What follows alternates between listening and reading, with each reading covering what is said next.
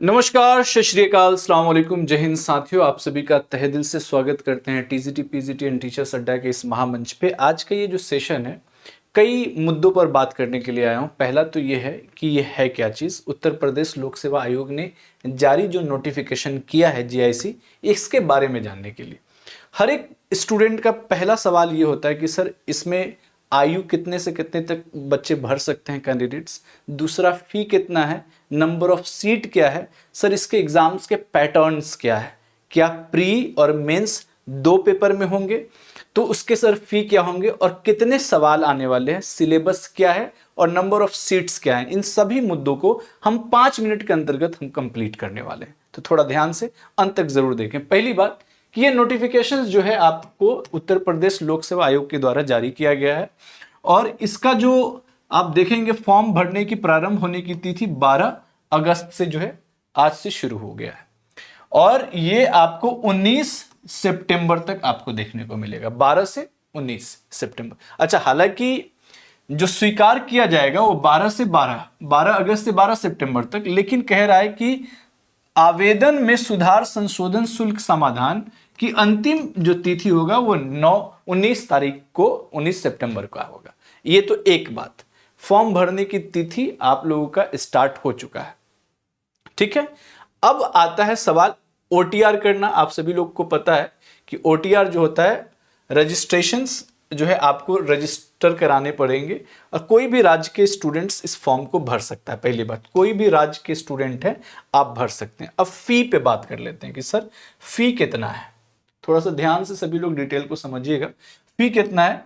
अगर आप अनरिजर्व्ड है, ठीक है, तो आप 125 रुपया प्री, कहते हैं ना प्री के लिए, प्रिलिमिनरी टेस्ट के लिए 125 रुपया, अनुसूचित जाति अनुसूचित जनजाति के लिए 65 रुपया और नेक्स्ट दिव्यांग जनों के लिए 25 रुपया और भूतपूर्व सैनिक के लिए भी जो है आपके 65 रुपया जो है तकरीबन आपको फी भरने पड़ेंगे फॉर्म्स के।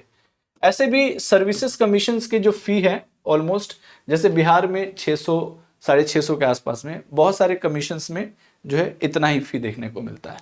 अब आते हैं मुद्दे पे। नेक्स्ट है आपका फॉर्म भरने के, आपने देख लिया कि फॉर्म भरने का डेट, दूसरा आपने देख लिया कि सर फी कितने हैं। अब यहां पे कोई भी कैंडिडेट्स क्या अनिवार्य है, क्या एलिजिबिलिटी है, उस पर बात करते हैं कि शैक्षणिक एलिजिबिलिटी क्या है। अच्छा, एक छोटा सा पॉइंट दिया है कि ये सब्जेक्ट है एक तरफ, जैसे हम थोड़ा सा इसको जूम कर देते हैं। प्रवक्ता पुरुष या महिला समाजशास्त्र, भूगोल, अर्थशास्त्र, नागरिक शास्त्र, भौतिक, रसायन विज्ञान, गणित, या प्रवक्ता पुरुष और महिला इतिहास में। भारत में विधि द्वारा स्थापित किसी भी विश्वविद्यालय से, किसी भी यूनिवर्सिटी से आप पीजी हो, पोस्ट ग्रेजुएट हो, एमए हो, ठीक है, और एनसीटीई के द्वारा किसी भी कोर्स, किसी भी कॉलेज से आप बीएड का डिग्री प्राप्त हो आपका, तो आप एलिजिबल है। आपको टेट देने के लिए, सीटेट देने की आवश्यकता नहीं। सिंपल सा है यहां पे पॉइंट्स। अब सवाल यहां पे देखिए, इसके प्रिलिमिनरी के बाद जो बच्चे, जैसे प्रिलिमिनरी एग्जाम्स के बाद जो बच्चे क्वालिफाई होंगे वो मेंस देंगे और मेंस के लिए यहां पे फी दिया गया है 225 रुपया, जो है जनरल कैटेगरी के लिए 225 रुपया फी होगा। डिटेल समझ लीजिए यहां पे, ठीक है, मेंस के लिए। ये हो गया एक नोटिफिकेशंस का एक पार्ट। दूसरे पार्ट की तरफ चलते हैं कि सर अब बता दीजिए थोड़ा सा कि फॉर्म्स के बाद सर इसके जो है सिलेबस क्या है। सिलेबस एक बार देख लेते हैं, जो अक्सर स्टूडेंट्स का ये क्वेरीज रहता है कि सर सिलेबस बता दीजिए। चलिए सिलेबस पे थोड़ा नीचे आइए।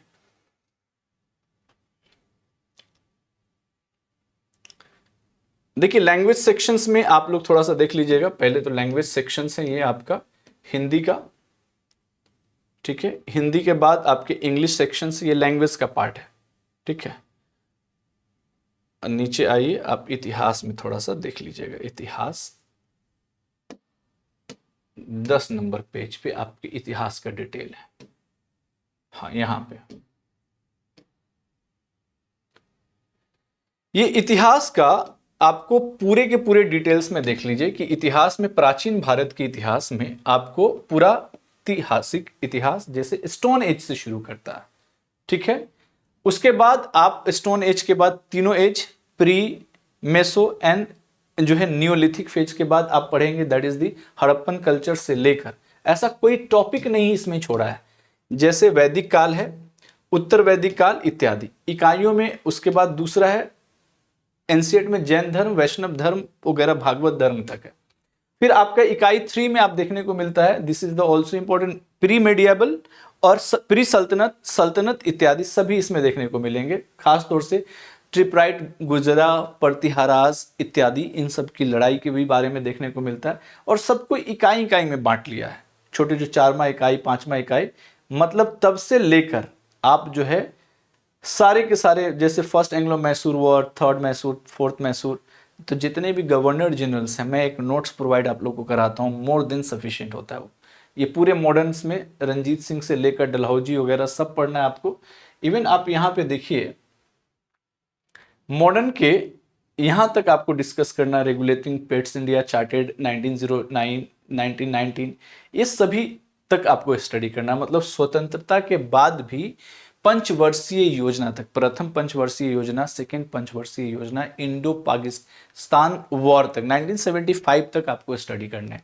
इसका मतलब कि ये डिटेल सिलेबस है, जो पीजीटी में मैं पढ़ाता हूं आप लोग को, वो एग्जैक्ट सिलेबस ये है, ठीक है। अब हम आते हैं थोड़ा सा नीचे, थोड़ा सा और नीचे बढ़िए, ये सभी आपके पैटर्न्स पे चलते हैं। देखिए एग्जाम्स के पैटर्न क्या है, थोड़ा सा ध्यान से।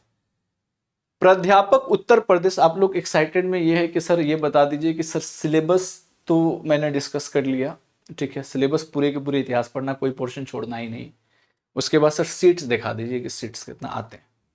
प्रश्न की संख्या आपका हर एक प्रश्न का एक जो है मार्क्स पे है। प्रश्नों की संख्या प्रश्नों की संख्या 120 होंगे, ठीक है। 40 प्रश्न वैकल्पिक विषय के और 80 प्रश्न जो होंगे आपके सब्जेक्ट के होंगे, ठीक है।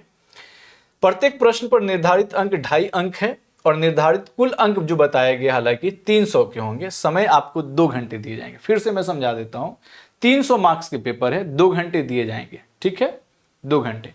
ये फर्स्ट चरण का है प्रारंभिक, और लिखित में जो है आपका 2 प्रश्न संख्या जो मिलेंगे उसमें समान हिंदी एवं निबंध, जिसमें कुल 100 समान हिंदी, कुल 100 होंगे प्रश्न, हिंदी का 50 और निबंध का 50।